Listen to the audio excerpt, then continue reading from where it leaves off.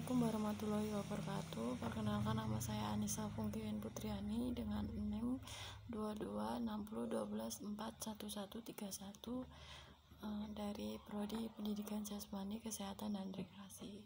Nah, di sini saya akan mempresentasikan mengenai kepemimpinan. Filosofi kepemimpinan. Nilai seorang pemimpin atau leader bukanlah ditentukan oleh hasil yang dicapai secara pribadi, melainkan oleh kemampuan untuk mencapai hasil dari pihak yang berada di bawah pengawasan dan pengaruh yang dipancarkan kepada orang-orang atau pihak-pihak yang berhubungan dengannya. Definisi kepemimpinan adalah suatu proses memengaruhi orang lain untuk mencapai tujuan yang telah ditetapkan. Untuk unsur-unsur kepemimpinan, satu, pemimpin atau atasan mempunyai wewenang untuk memimpin atau memberikan tugas untuk bawahannya. Yang kedua, anggota atau bawahan membantu pemimpin sesuai tugasnya. Ketiga, misi, tujuan, target direalisasi sesuai landasan budaya atau filosofi organisasinya. Untuk kepemimpinan otoriter adalah gaya kepemimpinan di mana segala kegiatan yang akan dilakukan diputuskan oleh pemimpin semata tanpa melibatkan karyawan. 1. Wewenang mutlak terpusat pada atasan. 2. Keputusan dan kebijakan dibuat oleh pemimpin tanpa konsultasi dengan karyawan. Untuk ketiga, komunikasi berlangsung satu arah. Pengawasan dilakukan secara ketat. Untuk kelima, lebih banyak kritik daripada pujian. Untuk keenam, pemimpinan menuntut kesetiaan dan prestasi sempurna. Lanjut, kepemimpinan demokratis adalah gaya kepemimpinan di mana bawahan dilibatkan dalam pengambilan keputusan, yaitu pimpinan bersedia melibatkan wewenang kepada bawahan. Keputusan dan kebijakan dibuat bersama antara pimpinan dan bawahan. Komunikasi berlangsung dua arah. Bawahan diberi kesempatan untuk berprakarsa dan menyampaikan saran. Tugas kepada bawahan lebih bersifat permintaan daripada instruksi. Pujian dan kritik kepada bawahan diberikan secara seimbang. Lanjut, selanjutnya itu kepemimpinan bebas kendali adalah gaya kepemimpinan yang percaya pada supervisi minimal dan menyerahkan sebagai keputusan kepada bawahan. 1.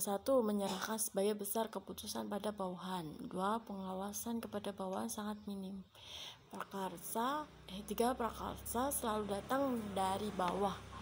Untuk keempat, kepemimpinan pribadi lebih utama dapat kelompok. 5. Hampir tidak ada pengarahan dari atasan. 6. Pimpinan hanya berkomunikasi apabila diperlukan oleh bawahannya saja. Gaya kepemimpinan, ada 3 gaya kepemimpinan. Yang pertama itu memaksa. Pemimpinan mengambil keputusan, anggota harus menaatinya. Untuk anggota baru tidak disiplin, prestasi menurun. Untuk memulai usaha baru, usaha dalam kondisi kritis. Dan kedua itu kepemimpinan. Pimpinan dan anggota bersama-sama membuat pemecahan masalah. Anggota mengungkapkan gagasan, pimpinan mengarahkan. Yang ketiga itu bebas. Anggota diberi kebebasan mengembangkan kekreasiannya. Untuk anggota berketerampilan tinggi, cerdas, bermotivasi tinggi.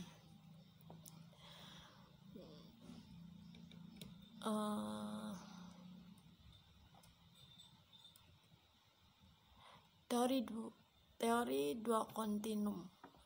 Kemauan manusia. A. Kemauan berkuasa. B. Kemauan berkarya. C. Kemauan berprestasi.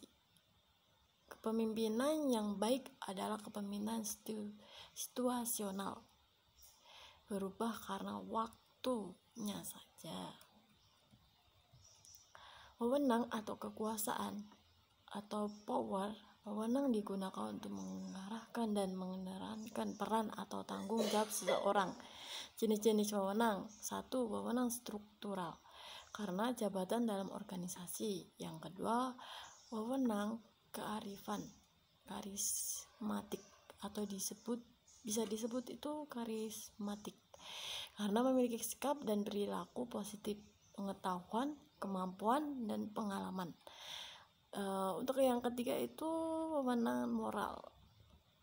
Ya, karena kenapa disebut wewenang moral? Karena memiliki integritas bermoral baik berada di tengah anggota, terutama saat ada masalah. Itu kita untuk menyelesaikan masalahnya itu. Yang keempat, wewenang reputasi. Karena prestasi masa lalunya itu. Jadi yang kelima itu wewenang jasmaninya. Kenapa disebutkan itu? Karena bentuk atau penampilan fisik seseorang baik yang nyata maupun kesana yang terpantul darinya. Semakin banyak jenis wewenang yang dimiliki orang pemimpin, maka semakin baik. Pemimpin yang baik menggunakan kewenangan secara cerdas dan peka sehingga menjadi sangat berwenang tanpa sewenang-wenang.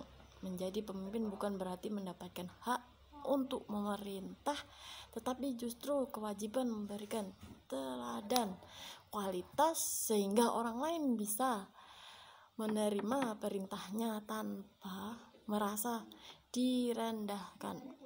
Kepemimpinan adalah tindakan, bukan kedudukan. Cara memotivasi bawahannya, gimana kita untuk memotivasinya biar bawahannya itu paham. Yaitu 1, tegurlah tapi jangan kasar. Jadi kita tegur untuk baik-baik, secara baik-baik, jangan pakai nada kasar atau nada tinggi. Yang kedua, pekalah terhadap manusia. Kita harus peka kepada bawahannya kita. Jadi yang ketiga, bijaksana terhadap hal-hal sensitif di bawah ini. Contohnya, jangan remehkan seseorang bawahan, jangan kritik bawahan di depan orang lain, seperti di depan umum. Kita kritik di depan umum, jadi bawahan kita akan ada malu karena kita dikritik di depan umum seperti teman-temannya atau anggota yang lainnya.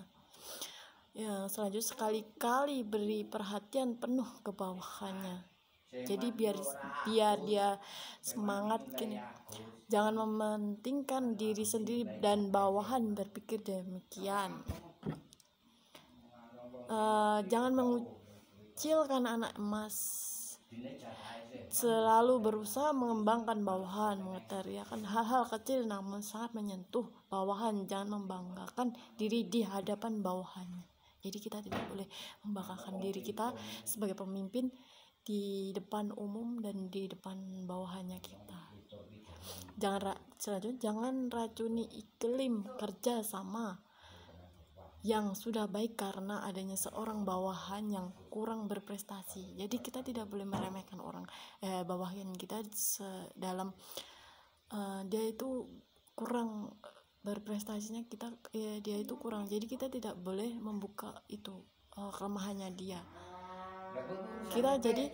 Jadi kita tuh harus bagaimana menutupi kelemahan dari bawahannya kita supaya bawahan kita itu bisa tetap maju. Nah, seperti itu. Jadi yang selanjutnya, jangan terombang-ambing dalam mengambil keputusan. Kita harus memikirkan keputusan kita sebelum kita memfikskan apa yang kita ambil keputusan itu. Gimana ya menjelaskannya? Ya, intinya itu kita harus berpikir jernih dulu sebelum kita mengambil keputusan. Ini baik enggak ya untuk kedepannya? Ini pas enggak ya untuk organisasinya ini gitu. Jadi kita tuh harus pikir positif dulu. Ini baik enggak untuk kedepannya gitu. Jadi kemampuan seorang pemimpin yaitu mampu menganalisis masalah dan menarik kesimpulan, mampu menyusun, menyelesaikan dan menempatkan orang-orang yang tepat, mampu mengorganisasikan pekerjaannya. Sifat utama pemimpin: 1. Harus berani mengambil keputusan sendiri secara tegas dan tepat. 2. Harus berani menerima resiko sendiri. 3. Harus berani menerima tanggung jawab sendiri. Atau ingat, tanggung jawab sesama sama sekali tidak boleh didelegasikan ke bawahan. Jadi kita tanggung jawab kita sebagai pemimpin itu ya kita harus menyelesaikan sendiri tanpa dikasihkan ke bawahan kita, karena mungkin kita yang jadi pemimpin itu harus bisa menyelesaikan masalah tersebut tanpa harus melibatkan bawahannya kita. Nah seperti itu mengenai presentasi kepemimpinan dari saya, semoga bermanfaat. Sekian dari presentasi dari saya, terima kasih.